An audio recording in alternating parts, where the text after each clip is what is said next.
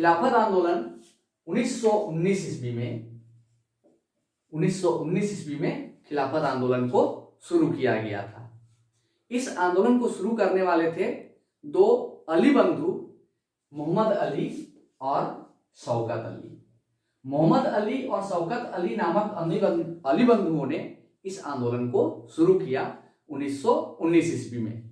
ऐसे तो इस आंदोलन को शुरू करने का बहुत से कारण थे, जैसे रॉलेट एक्ट से असंतुष्टि, जलियांवाला बाग हत्याकांड से असंतुष्टि, लेकिन इसका मुख्य कारण था प्रथम विश्व युद्ध के बाद खलीफा के पदों को सीमित करना, यानी खलीफा को पदों से हटाना, और साथ ही साथ तुर्की का विभाजन करना। ये इसके मुख्य कारण थे।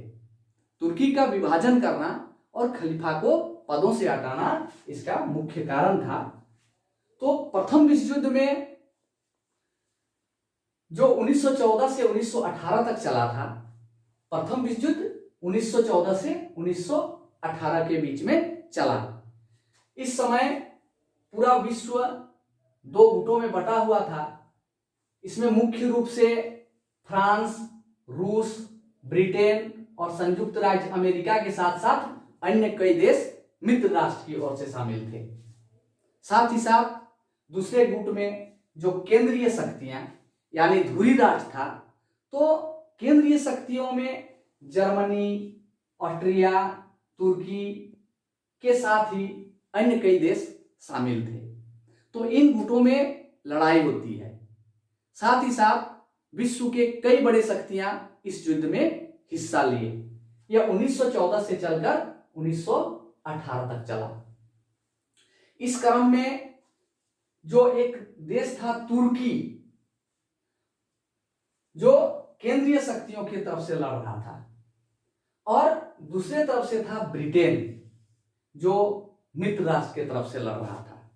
इस युद्ध में तुर्की ने अपनी सारी शक्तियां झोंक दी मित्र राष्ट्र के विरोध में, लेकिन इस युद्ध में मित्र राष्ट्र की जीत होती है।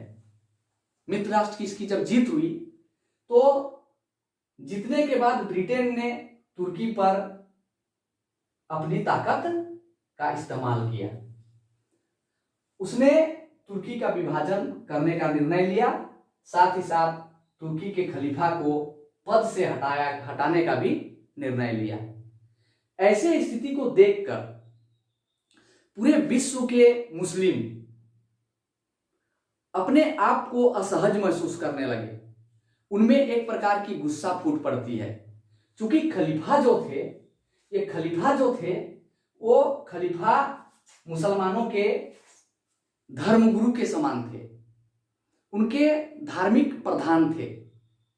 वे सारे मुसलमान खलीफा को बड़े ही इज्जत और सम्मान के साथ देखते थे। तो जब उनको पद से हटाया जाता है, उनके अधिकारों को सीमित किया जाता है, तो सारे मुसलमानों में एक प्रकार की आक्रोश भड़क जाती है। पूरे विश्व के मुस्लिम कहीं ना कहीं कुछ न कुछ इसके विरुद्ध में ब्रिटेन के खिलाफ खड़े होते हैं।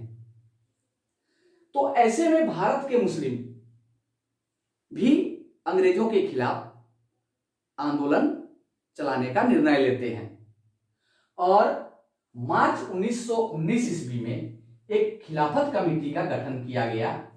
मार्च 1919 में मोहम्मद अली, शौकत अली इसका नेतृत्व कर रहे थे, और उसका मुख्य केंद्र बंबई को बनाया गया। बंबई इसका मुख्य केंद्र बना। अब आंदोलन शुरू हो गया। ये आंदोलन को शुरू कर देते हैं 1919 ईस्वी में। आंदोलन में पूरे देश भर के मुस्लिम हिस्सा लेने लगे, लेकिन इसमें मुस्लिमों की संख्या बड़ी कम थी। जब मुस्लिमों की संख्या कम हो रही थी, तो अंग्रेजों के सामने मांग रखने का कोई लाभ उन्हें नहीं मिल पा रहा था। ऐसे में आंदोलन तो शुरू हुआ, लेकिन मोहम्मद अली और शौकत अली चाहते थे कि हमारा आंदोलन एक बड़े स्तर का आंदोलन हो। इस आंदोलन में अगर महात्मा गांधी भी हमें साथ दें तो बहुत अच्छा होगा, हमारा आंदोलन को एक ताकत मिल जाएगा। एक शक्ति मिल जाएगी। दूसरी तरफ महात्मा गांधी का भी इच्छा था कि अगर मुस्लिम हमारे साथ हो जाएं और मुस्लिम को मिला करके हम बड़े स्तर का यदि आंदोलन चला दें तो सबसे उत्तम होगा। ऐसे स्थिति में मोहम्मद अली और शौकत अली गांधी जी से जाकर के मिले। जब वे गांधी जी से मिले तो वार्ता करने पर गांधी जी भी इस बात पर सहमत हो गए कि वे खिलाफत आंदोलन को सहयोग देंगे। ऐसे में वे जाकर के कांग्रेस पार्टी के नेताओं से बात किए तो पहले समय में कांग्रेस के नेता इससे मुकर गए। वे कहने लगे कि हम इस आंदोलन में साथ नहीं देंगे, लेकिन उनके कहने पर, महात्मा गांधी के समझाने पर भारत के मुस्लिम के साथ चलने का निर्णय कांग्रेस पार्टी के नेता ले लेते हैं। सितंबर 1920 ईस्वी के कलकत्ता अधिवेशन में महात्मा गांधी ने सबको सहमत कर लिए कि हम एक आंदोलन चलाएंगे जो बड़े स्तर का आंदोलन होगा और वह आंदोलन असहयोग आंदोलन होगा। साथ ही साथ दिसंबर 1920 के नागपुर अधिवेशन में वे निर्णय कर लिए कि हम असहयोग आंदोलन को किस तरह से चलाएंगे। तो यह तो बात हुई असहयोग की, लेकिन हम बात कर रहे हैं खिलाफत आंदोलन की। तो खिलाफत आंदोलन में महात्मा गांधी ने जब साथ दिया मोहम्मद अली शौकत अली को, साथ ही साथ सारे हिंदू जब उनके साथ हो गए तो ये आंदोलन बहुत ही विकराल रूप लेकर के एक बड़े रूप में खड़ा हो जाता है। जब ये दोनों आंदोलन साथ में मिल जाते हैं, असहयोग आंदोलन और खिलाफत आंदोलन, तो इस आंदोलन को खिलाफत असहयोग आंदोलन कहा गया। यानी असहयोग आंदोलन में जो मांगे थी, बहुत से मांगे थी, उनमें से खिलाफत आंदोलन के मांग को भी जोड़ दिया गया।